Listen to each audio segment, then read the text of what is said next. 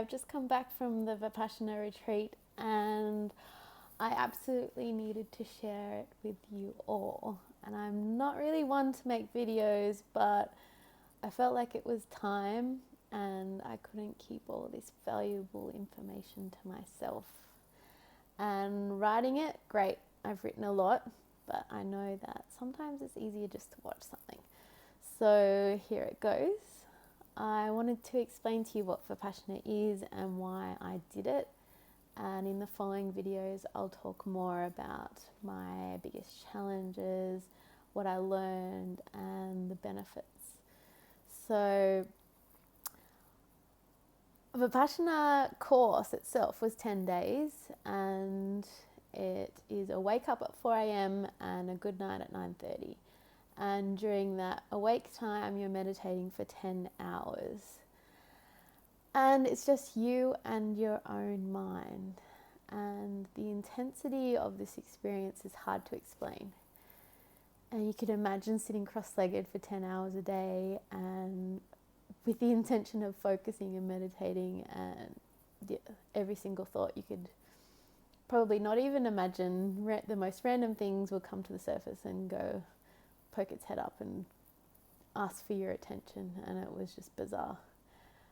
But the actual ability to focus got better over time, and some sessions were good and they felt like I was really making progress, and then some sessions I was just thinking about what's for lunch and whatever else I could possibly consider that wasn't meditating. And the word itself, Vipassana, means to see things as they really are, and that means understanding that everything is impermanent and constantly in a state of change, and that all our misery and suffering as humans comes really from, the core of it really comes from wanting things to be different to the way they are. And all of our craving and aversion, our not getting what we do want and getting what we don't want, being a bit upset about that, and whatever other reaction that we could possibly have. So the technique is pretty much just a focusing on the body and the sensations of the body. And the idea is that every experience in life is first a sensation of the body, then the mind kicks in and reacts. Can't get my words out. The mind starts and we react with our thoughts, and then our emotions and actions come from the way we think. And the whole idea is to gain a sense of equanimity about everything and to not label things as good or bad, painful, pleasurable, and just see things as they really are, which means that everything will change. This too will change. Nothing is permanent. And that is a really nice realization to have, because then nothing is a problem really. We don't label things as a bad experience or a good experience or something that we do or don't want. And we just see it as it is, as an experience, and just be objective.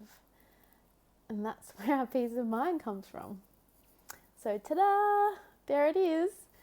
And try practicing it. It's really hard.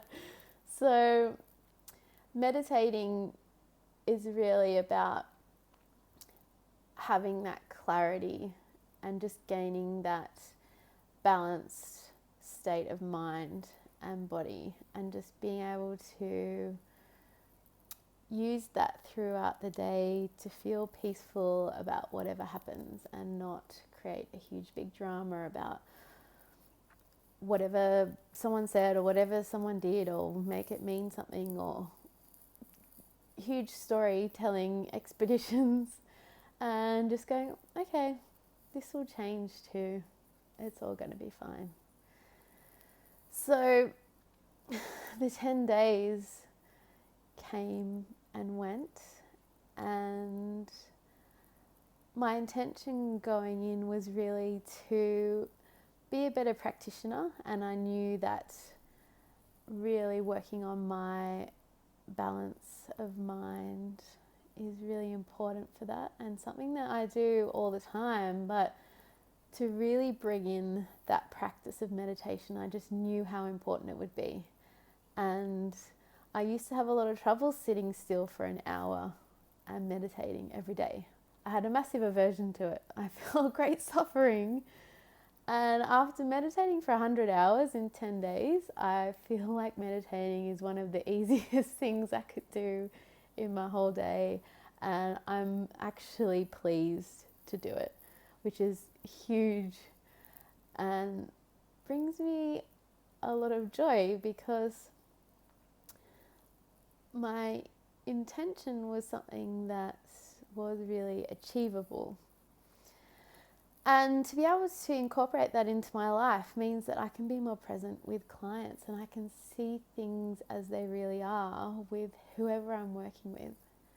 And I can ask really good questions and help people come to their own realizations of why they do the things they do and what it is they're trying to achieve to feel better.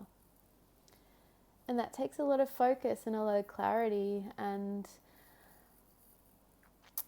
I can just see myself becoming better and better at what I do because of this practice, and being committed to something and being determined and not being lazy. And that's another huge thing that I realized that I'll talk about in another video, is just how lazy our minds are.